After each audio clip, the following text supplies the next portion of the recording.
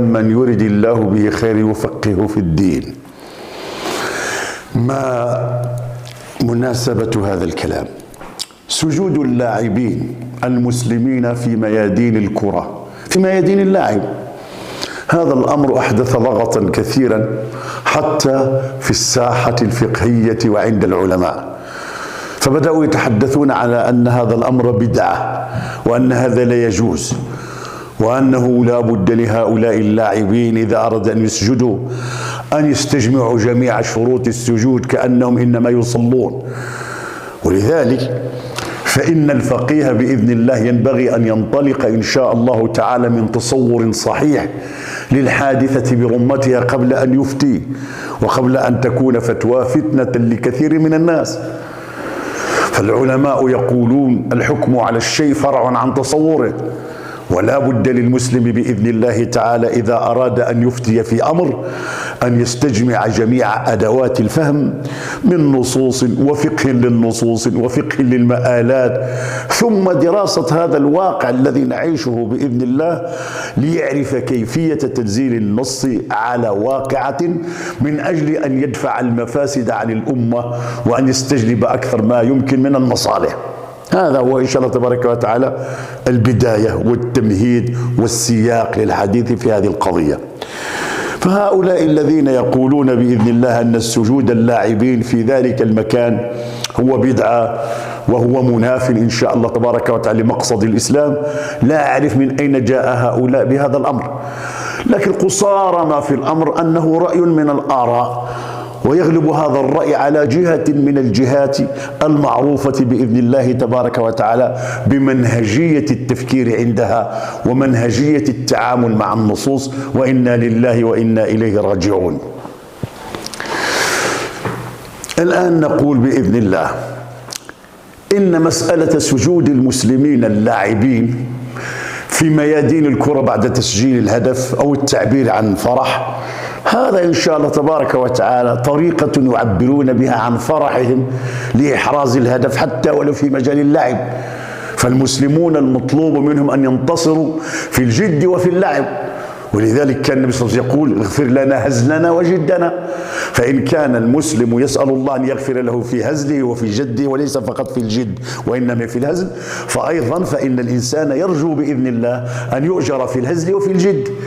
حينما يهزل الإنسان ويكون إن شاء الله تبارك وتعالى مزاحه المقصود منه بإذن الله أن يجدد النشاط من أجل أن يعبد الله، هذه العادة بهذه النية يؤجر عليها. فيحول المسلم باستحضار النية دائما يريد بها طاعة الله، يحول العادات إلى عبادات. هذا عندنا في ديننا. إذن فالإنسان إن شاء الله ينبغي أن يستحضر هذا الأمر. فقضية سجودهم هو مظهر من مظاهر الفرح، يعبر اللاعب المسلم بطريقته عن فرحته بإحراز الهدف. ما يضير هذا اللاعب في أن يفعل ذلك؟ وماذا الذي يمنع من اللاعب أن يفعل ذلك؟ خاصة وأننا في زمن تتمايز فيه العقائد ويتمايز فيها أهل العقائد، وحتى في لعبنا ينبغي أن نتميز بإذن الله في فرحنا وفي حزننا على طريقة فرحهم. فالنصراني حينما يفرح يشير إلى الصليب، إلى عقيدة الصليب، وكذلك الهندوسي، وكذلك كل إنسان ينتمي إلى عقيدة حينما يفرح ويبدي انتصاره وابتهاجه إنما يربط ذلك بعقيدته. والمسلم إذن ليس بدعا من البشر، فهو أيضا بإذن الله تعالى إذا انتصر وإذا فرح فإنما يخر لله ساجدا كتعبير بإذن الله تبارك وتعالى على فرحته، وأنه يريد بذلك الفرح أن يرضي ربه سبحانه عز وجل حتى في مثل هذه المسائل نتاع اللهو، لأن اللهو إذا كانت فيه النية القصد منها بإذن الله تعالى أن يطيع الله سبحانه عز وجل أو تكون وسيلة يستعين بها لتجديد النشاط لعبادة الله، فهو مأجور على كل حال. فما الذي يضيره إن شاء الله تبارك وتعالى؟ لا إله إلا الله محمد رسول الله. هذه المسألة الأولى. المسألة الثانية إن شاء الله تبارك وتعالى، يقولون هذا المكان لا يصلح إن شاء الله تبارك وتعالى للسجود، هذا ملعب متاع اللعب. يا أخي، يسجد الإنسان في كل مكان، فقد قال عليه الصلاة والسلام: وجعلت لي الأرض مسجدا وطهورا. يمكنك أن تسجد في كل مكان، حتى العبادة والصلاة المفروضة وهي عبادة. يقول عليه الصلاة والسلام: فأيما امرئ من أمتي أدركته الصلاة فليصلي. يصلي في كل مكان. والأماكن الممنوع السجود فيها هي الأماكن التي فيها النجاسة المعروفة، التي هي إن شاء الله تبارك وتعالى المكان الذي تذبح فيه، اللي كنسموه احنا الجزارة، هذه، أو المكان والعياذ بالله اللي فيه النجاسة بحال، أو مبارك الإبل، أو هكذا. أما هذا مكان إن شاء الله تبارك وتعالى طاهر. إذن المكان ما نهضروش عليه إن شاء الله تبارك وتعالى، مكان طاهر وما كاين حتى شي إشكال بإذن الله. يقولون يشترط لمن يسجد بإذن الله تبارك وتعالى زيد أن يكون متوضئا. من الذي اشترط الوضوء؟ من الذي اشترط الوضوء؟ السجود ديال اللاعبين إذا كان سجود شكر أو سجود من أجل الفرح، فهذا إن شاء الله لا يشترط له الوضوء ولا استقبال القبلة ولا أي شيء، استقبال القبلة ولا أي شيء. انظر إلى سحرة فرعون حينما رأوا عجائب يجريها الله تعالى على يد موسى وخرق له العادة، فتحولت هذه العصا التي قال ألقها وإذا هي حية تسعى، فالتقمت كل ما كان يأفكون. وماذا فعلوا؟ رأوا عظمة الله فسجدوا. هذا غير البارح، غير دقيقة من قبل كانوا اسمه سحرة كافرين، فسجدوا فخروا لله. هل توضأوا؟ مازال ما سلموش حتى، ما سلموش حتى، لأنهم حينما عرفوا الحق أذعنوا لله وسجدوا. واش ابن عمي هذو كانوا يعبدوا الله؟ واش هذو توضأوا؟ مالكم تقولوا هكذا؟ واش راكم تقولوا؟ ثم اسمع إلى قوله تعالى: فخروا له سجدا، أي الأب والأم والإخوان تاع يوسف حينما جاء إن شاء الله ودخل مصر بإذن الله، وجيء بأبيه وأمه وإخوانه، فخروا له سجدا. قال: يا أبت هذا تاويل رؤياي. شوف، سجدوا. السجود نتاعهم هنا واش كان يحتاج الوضوء؟ لا. كان مستقبل القبلة؟ لا. كان مقصود تاع عبادة الله؟ لا. واسمه كان المقصود تاعها؟ واسمه سجود تكريم وسجود رفعة لولدهم بإذن الله يوسف الذي جعله الله آية.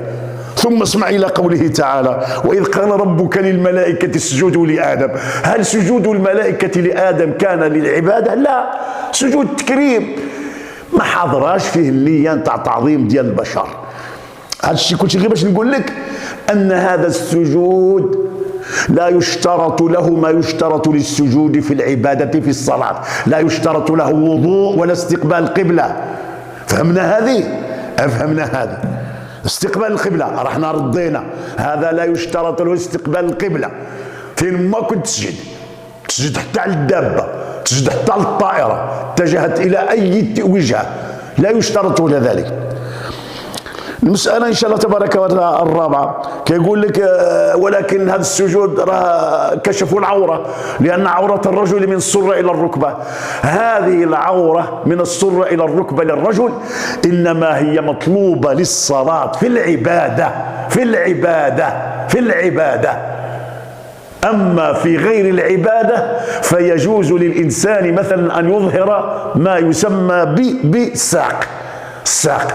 فلقد جئت بهذا، فلقد كان رسول الله متكئا في حجرة عائشة رضي الله عنها وقد تبدت ساقه، ثم استأذن أبو بكر وبقي النبي لم يخفي ساقه وعائشة تنظر، ثم استأذن عمر ورسول الله على نفس الهيئة وساقه بارزة ظاهرة، فلم يغير جلسته ليسترها. فلما جاء عثمان استأذن فلم يأذن له حتى استجمع جلسته وستر فخذه.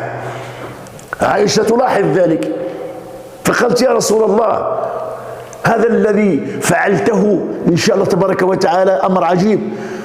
استأذن عليك أبو بكر وعمر وأنت على نفس الحالة لم تغير من هيئتك لكي تستر فخذك. فلما استأذن عثمان رضي الله تعالى عنه يعني قمت واستجمعت جلستك واستتبت فخذك. قال يا عائشة أفلا أستحي ممن تستحي منه الملائكة.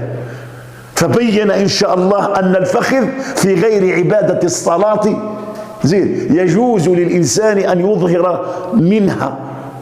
علاش؟ لأن ليست إن شاء الله تبارك وتعالى مطلوبة في غير الصلاة. وهرك شو أعطى لهم الدليل من قصته عائشة قالت له لماذا فعلت ذلك إن شاء الله فقط مع عثمان؟ قال لأنه تستحيل منه الملائكة. وفي رواية اسمع قال النبي صلى الله عليه وسلم قال له خشيت إن ظللت على نفس الهيئة التي كنت عليها حينما استأذن أبو بكر وعمر لو أنني استمررت على تلك الحالة فإن عثمان إذا أذنت له وأنا على تلك الحالة يستحي ثم يعود ولا أقضي حاجته. الله لا إله إلا الله محمد رسول الله. القضية الخامسة هذا نوع من الفرح يا إخواني. يسجد شكرا حتى في المسائل التي تفرح. إذا جاءك خبر صار تفرح، إذا دفع الله عنك مضرة تفرح. الحمد لله.